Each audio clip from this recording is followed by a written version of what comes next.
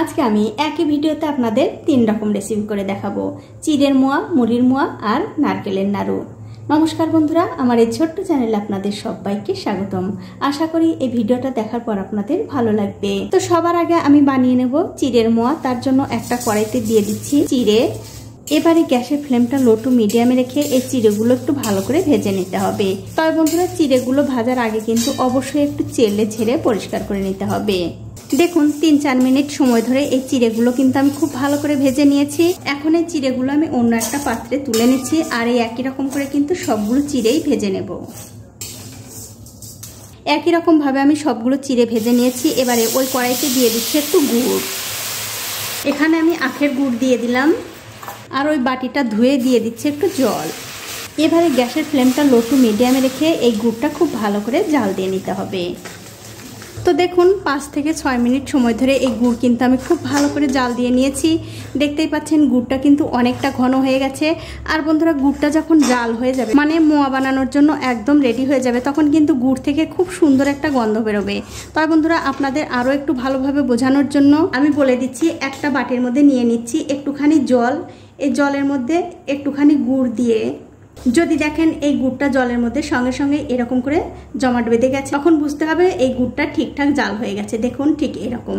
এখন আমি গ্যাসের ফ্লেমটা বন্ধ করে দিয়ে এর মধ্যে দিয়ে দিচ্ছি আগে থেকে ভেজে রাখা সেই চিড়ে।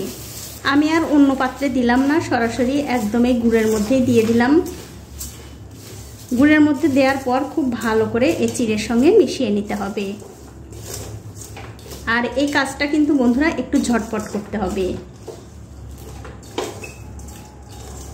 দেখুন চিড়েগুলো কিন্তু আমি গুড়ের সঙ্গে খুব ভালো করে মিশিয়ে নিলাম। এবারে হাতে একটু সর্ষের তেল নিয়ে এখান থেকে অল্প অল্প করে নিয়ে মোয়াগুলো বানিয়ে নিতে হবে। দেখুন ঠিক এরকম করে কিন্তু মোয়াগুলো বানিয়ে নিতে পারেন। আপনাদের যেমন খুশি ছোট বড় সব রকম করতে পারেন, কোনো অসুবিধা নেই। তবে অবশ্যই কিন্তু আমি আবারও বলে দিচ্ছি, অবশ্যই একটু গরম গরম অবস্থায় বানাতে হবে। দেখুন এটাও হয়ে গেছে, এটাও আমি রেখে দিচ্ছি।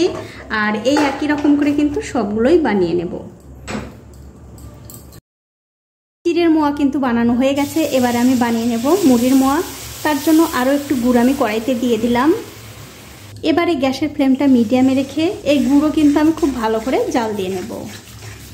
দেখুন ৫-৬ মিনিট সময় ধরে এই গুঁড়ো কিন্তু আমি খুব ভালো করে জাল দিয়ে নিয়েছি। দেখতে পাচ্ছেন এই গুড়টাও কিন্তু খুব ভালোভাবে ঘন হয়ে গেছে আর গুড় থেকে কিন্তু খুব সুন্দর একটা গন্ধ বেরোচ্ছে।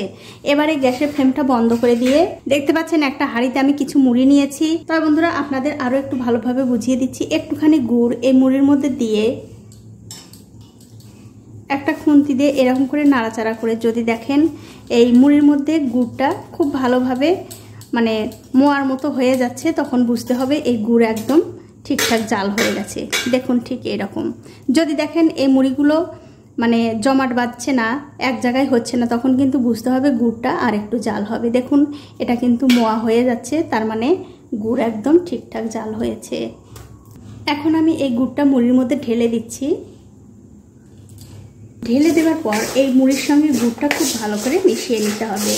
তবে বন্ধুরা, এই কাজটাও কিন্তু খুব তাড়াতাড়ি করতে হবে।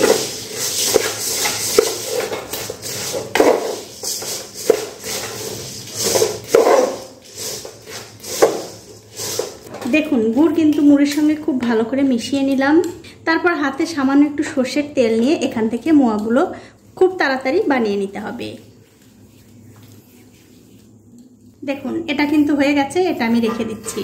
আর এই একই রকম করে কিন্তু সবগুলো মোয়াই বানিয়ে নিতে হবে।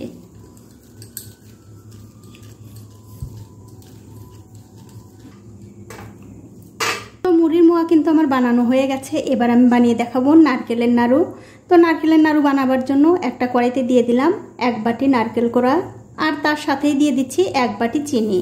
বন্ধুরা, অবশ্যই একটা কথা মনে রাখবেন, আপনারা যখন চিনি দিয়ে এই নারকেলের নাড়ু বানাবেন, চিনির পরিমাণটা কিন্তু অবশ্যই একটু বেশি দেবেন। তার কারণ চিনি দিয়ে নারকেলের নাড়ু বানাতে গেলে কিন্তু চিনির পরিমাণটা একটু বেশি লাগে। এবারে চিনির সঙ্গে এই নারকেলটা একটু ভালো করে চটকে নিতে হবে। তবে চিনি আর নারকেলটা যখন মেশাবেন তখন অবশ্যই সামান্য একটু জল দিয়ে খুব ভালো করে মিশিয়ে নেবেন। দেখুন চিনি আর নারকেল কিন্তু আমি খুব ভালো করে হাত দিয়ে একটু চটকে নিয়েছি। এবারে গ্যাসের ফ্লেমটা অন করে লো টু মিডিয়ামে রেখে এই নারকেল আর চিনিটা ভালো করে জাল দিয়ে নিতে হবে। দেখুন গ্যাসের ফ্লেমটা লো টু মিডিয়ামে রেখে এই চিনি আর নারকেল কিন্তু আমি প্রায় 5 মিনিট ধরে খুব ভালো করে জাল দিয়ে নিয়েছি। যখন আপনারা চিনি আর এই নারকেলটা জাল দিবেন তখন কিন্তু অবশ্যই একটু ঘন ঘন নাড়াচাড়া করে এই চিনি আর নারকেলটা জাল দিয়ে নেবেন। এখন আমি এর মধ্যে দিয়ে দিচ্ছি 2টো সাদা এলাচ, দিয়ে আরও কিছুক্ষণ আমি এই চিনি আর নারকেলটা রান্না করে নেব।